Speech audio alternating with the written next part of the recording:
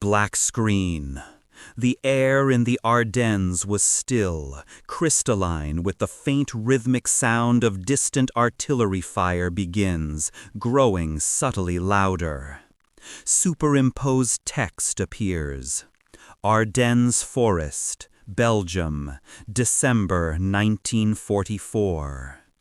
The air in the Ardennes was still, crystalline with the biting cold of a winter that promised to be the harshest in memory. Snow, thick and suffocating, blanketed the dense forests, muffling the sounds of an army at rest. For the American soldiers of the 333rd Field Artillery Battalion, it was a time of relative quiet, a deceptive calm on the edge of the world. They were a unit of black soldiers in a segregated army, relegated to the rear, manning the heavy guns, considered by many of their own commanders as unfit for the rigors of frontline combat. To the German Wehrmacht, peering through the pines and the swirling snow, they were something less than soldiers. An intellectual and racial inferior, a propaganda caricature brought to life. Incapable of the discipline, courage, and tactical acumen required for modern warfare. This deeply ingrained belief, a cornerstone of Nazi ideology, would prove to be one of the most fatal miscalculations of the Ardennes offensive. In the fury that was about to be unleashed, in the crucible of what would become known as the Battle of the Bulge, the men of the 333rd would not just fight.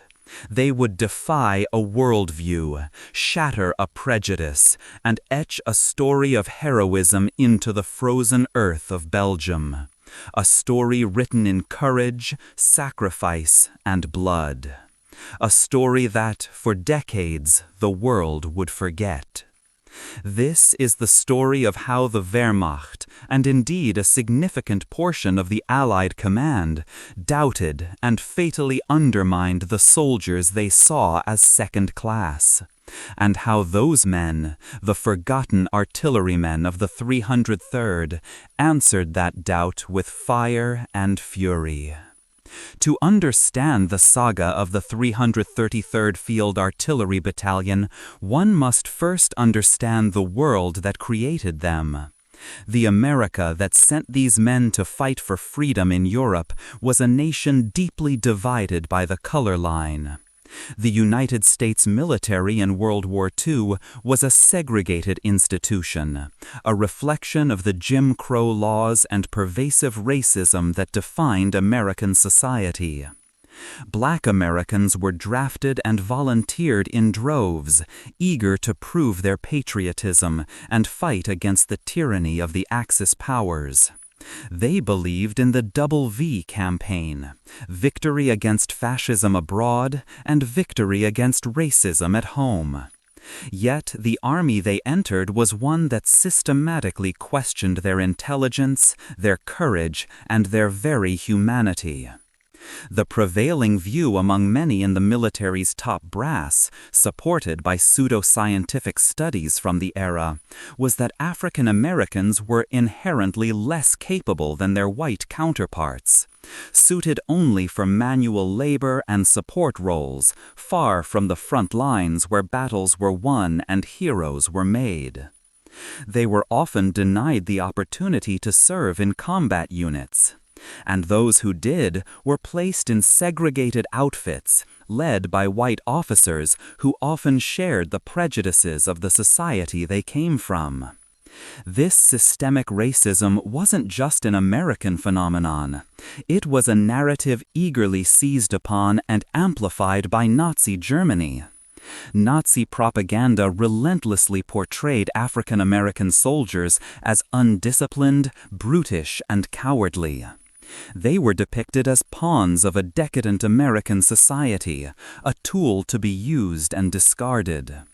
To the Wehrmacht soldier, steeped in the ideology of Aryan supremacy, the black GI was a figure of contempt, not a worthy adversary. This racist undercurrent shaped Wehrmacht intelligence assessments and tactical planning. The presence of a black unit on a sector of the front was often seen as a sign of weakness, an easy point to be breached. It was an assumption born of arrogance and ignorance, a blindness that would have deadly consequences. The 333rd Field Artillery Battalion was forged in this environment of sanctioned prejudice. Activated at Camp Gruber, Oklahoma, its soldiers were men from all walks of life, united by the color of their skin and the uniform of their nation. They were trained to operate the massive 155mm howitzers, the heavies of the artillery world. These were powerful, complex weapons, demanding skill, teamwork, and mathematical precision. A direct contradiction to the racist stereotypes that suggested black soldiers were incapable of handling such sophisticated equipment. Under the command of white officers, they drilled relentlessly, proving their proficiency time and again. Yet the shadow of doubt followed them. Shipped to Great Britain in early 1944, they, like other African American units, faced discrimination not just from their own countrymen, but at times from their British hosts, fueled by the anxieties and prejudices stoked by some white American troops.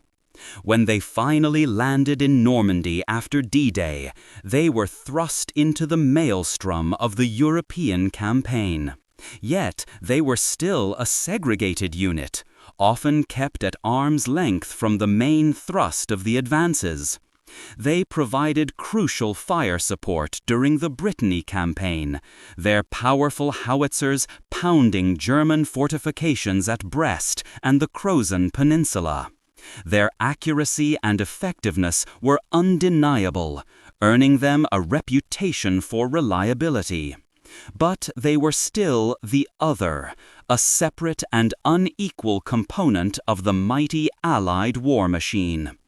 In the autumn of 1944, as the Allied advance pushed towards the German border, the 333rd was assigned to the 8th Corps and moved into a seemingly quiet sector. They took up positions near the small Belgian village of Schoenberg, nestled in the rugged forested terrain of the Ardennes. It was here, in this deceptively peaceful corner of the war, that their destiny and the Wehrmacht's hubris were set to collide with catastrophic force. The men of the 333rd were unaware that they were positioned directly in the path of the most ambitious German offensive of the war, an operation codenamed Wacht am Rhein, Watch on the Rhine. And the Wehrmacht, in its meticulous planning, saw the 333rd and the other American units in the Ardennes not as a formidable obstacle, but as a brittle front line, ripe for the shattering.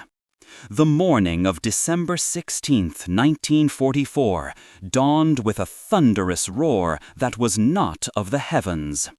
A German artillery barrage of unimaginable intensity ripped through the pre-dawn stillness of the Ardennes, heralding the start of Hitler's last great gamble in the West. For the men of the 333rd Field Artillery Battalion, scattered in their gun pits around Schoenberg, the world dissolved into a chaotic symphony of explosions, screaming metal, and the terrifying, guttural sound of German infantry advancing through the snow-laden trees. The Wehrmacht's assessment had been clear. This sector, held by the green American 106th Infantry Division and supported by what they perceived as an inferior black artillery unit, would crumble. They expected a swift breakthrough, a rapid collapse of American morale. They were wrong. As the initial shock of the onslaught washed over them, the gun crews of the 333rd scrambled to their massive 155mm howitzers. Orders crackled over the field telephones, relayed from the Fire Direction Center. Despite the chaos and the ever-nearing sounds of small arms fire, they began to answer the German assault with thunder of their own. Their training took over. They were no longer just black soldiers in a white man's army. They were artillerymen, and they had a job to do. Their shells, each one weighing nearly 100 pounds, screamed across the winter sky, crashing down on the advancing German columns, sowing confusion and death. For hours they maintained a furious rate of fire, becoming a critical bulwark against the German tide that was rapidly encircling the overwhelmed infantry units they were assigned to support. The strategic situation was deteriorating with terrifying speed. The German 6th Panzer Army, the northern pincer of the attack, was smashing through the American lines. The 106th Infantry Division, bearing the brunt of the assault, was being cut to pieces.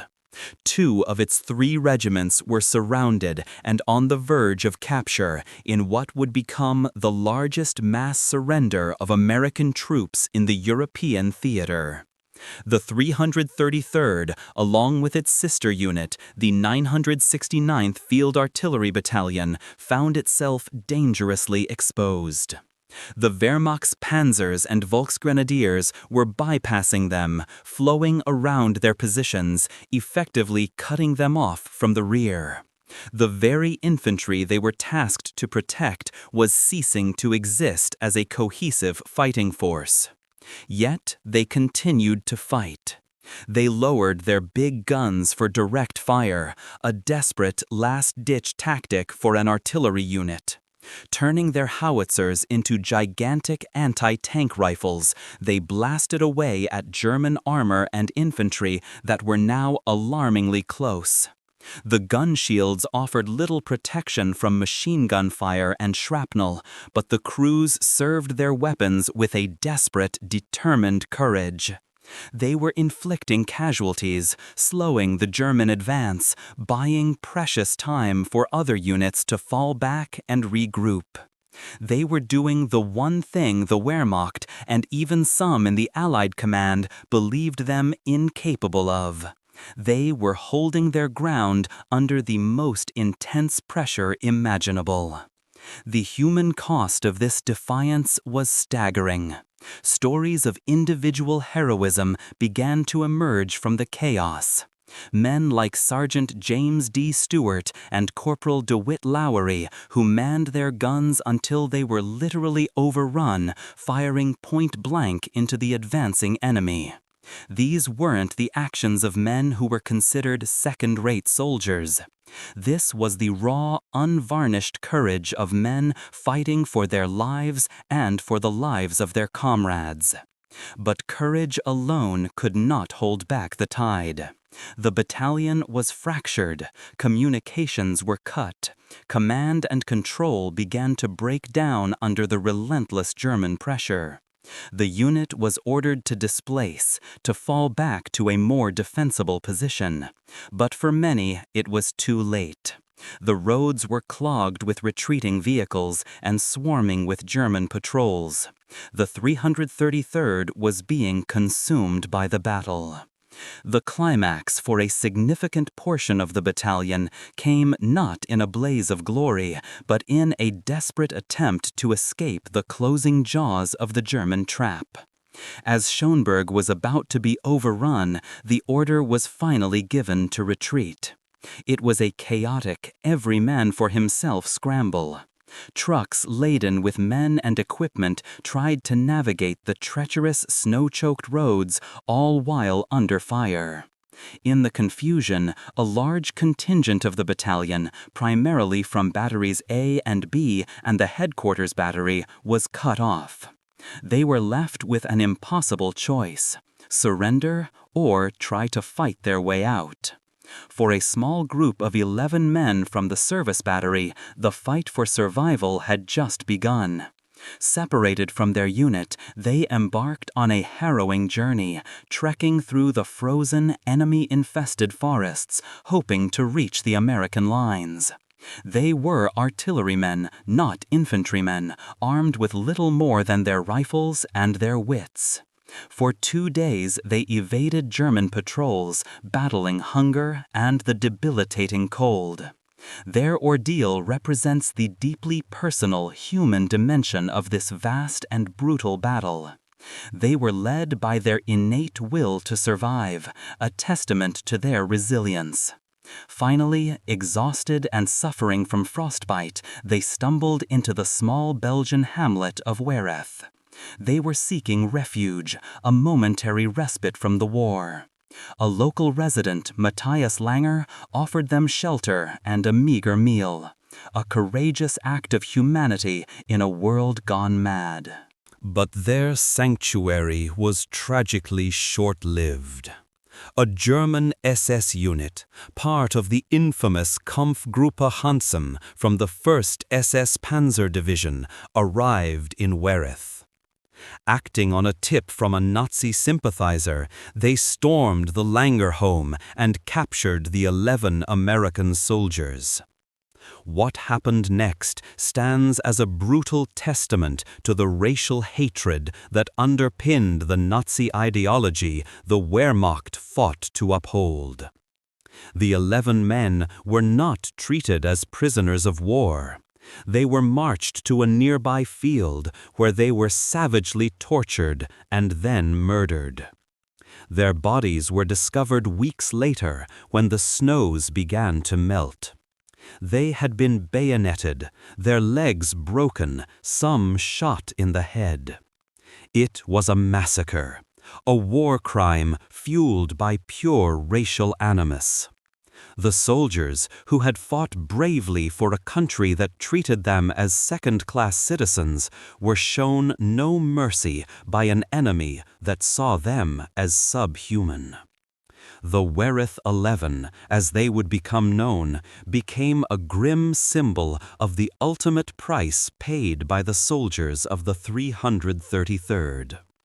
While the men at WEHRMACHT'S met their tragic end, the remnants of the 333rd who had not been captured or killed were fighting for their lives in another desperate last stand. Near the town of St. Vith, a crucial road junction, a small ad hoc force of American units, including the surviving gunners of the 333rd, made a stand that would become legendary. They joined the defense of the town, their artillery pieces playing a vital role in holding back the German onslaught for several crucial days. This stubborn defense of St. Vith completely disrupted the German timetable. It created a bottleneck, a thorn in the side of the German advance, tying up elite panzer divisions that were supposed to be racing for the Meuse River. The gunners of the 333rd, men who had been doubted and dismissed, were now at the very center of a pivotal action that helped to blunt the entire German offensive. Their stubborn resistance bought the Allies invaluable time to rush reinforcements to the Ardennes and stabilize the front. The Wehrmacht, in its arrogance, had not accounted for the tenacity of these American soldiers, regardless of their race. The misjudgment was proving to be a catastrophic one, paid for in German blood and stalled panzers. The turning point of the Battle of the Bulge was forged in places like St. Vith, and the unheralded black gunners of the 333rd had been instrumental in its creation. The aftermath of the Battle of the Bulge was a landscape of devastation and quiet reflection. For the 333rd Field Artillery Battalion, the cost had been immense. The unit was shattered, having suffered crippling losses in men and equipment. Of the hundreds of men who had stood in the path of the German offensive, many were now dead, wounded, or prisoners of war. The survivors were exhausted, traumatized by the ferocity of the fighting and the loss of their comrades. In the months that followed, the battalion was reconstituted with replacements and would continue to serve until the end of the war in Europe, their howitzers firing in support of the final push into Germany. But the scars of the Ardennes, both visible and invisible, would remain. The legacy of their stand, however, was slow to be recognized. In the immediate aftermath of the war, the heroics of African American units like the 333rd were largely overlooked. The official histories often minimized or completely ignored their contributions. The story of the Wereth 11, the brutal massacre fueled by racial hatred, was investigated but then filed away, lost in the bureaucratic shuffle of a post-war world eager to move on. The men of the 333rd returned home not to a hero's welcome, but to the same segregated society they had left behind. They had fought and bled for a nation that still denied them basic civil rights. The double V victory they had hoped for remained elusive. For decades, their story remained a footnote in the grand narrative of World War II. It was kept alive primarily by the veterans themselves, in the quiet corners of their memories, and in the reunions of their segregated veterans associations. It was not until the late 20th and early 21st centuries that their story began to receive the attention it deserved. The tireless work of historians, the dedication of the families of the fallen, and the eventual discovery of documents like the Steel Memoir, an account by a white officer who served with a black artillery unit, began to piece together the forgotten narrative. The Steel Memoir, in particular, offered a stark first-hand account of the capabilities and the courage of these soldiers, directly challenging the racist assumptions that had been so prevalent during the war. Slowly, monuments began to appear. In Wereth, Belgium, a memorial now stands on the spot where the 11 soldiers were murdered, a powerful and poignant tribute to their sacrifice, erected not by governments but by the persistent efforts of the local Belgian people who never forgot. The story of the 333rd stand in the Ardennes is now being taught in military academies, a case study in courage, resilience, and the fatal consequences of underestimating an opponent based on prejudice. The legacy of the 333rd is a dual one. It is a story of incredible battlefield bravery, a testament to the fact that courage knows no color. But it is also a powerful reminder of the deep-seated racism that has marred so much of history. It forces us to confront the uncomfortable truth that the men who fought the tyranny of Nazism were themselves victims of a different kind of tyranny at home. The story of the 333rd Field Artillery Battalion is more than just a battle report. It is a vital chapter in the long struggle for equality and recognition. It serves as a powerful lesson that a fighting force, and indeed a society, is at its strongest when it judges individuals not by the color of their skin, but by their character and their capabilities. If you've been moved by the story of these forgotten heroes, take a moment to hit the like button and subscribe to our channel for more deep dives into the lesser-known stories of history. More importantly, share this story. The men of the 333rd were silenced for too long. Let's ensure their voices and their sacrifice are never forgotten again. Let us know in the comments what other overlooked stories from history you'd like to see us cover. Your engagement helps keep these vital narratives alive. In the end, the story of the 333rd Field Artillery Battalion is a profound testament to the indomitable nature of the human spirit. They were men who were doubted by their allies and dehumanized by their enemies. They were placed in a segregated army, given powerful weapons but little respect. When the ultimate test came, in the frozen forests of the Ardennes, they did not break. They stood their ground, fought with skill and tenacity, and paid a terrible price for their courage. They proved in the most dramatic way possible that the racist ideologies of their time were built on a foundation of lies. The Wehrmacht's misjudgment of the 333rd was not simply a tactical error. It was a failure of ideology, a blindness to the truth that heroism is not the property of any one race.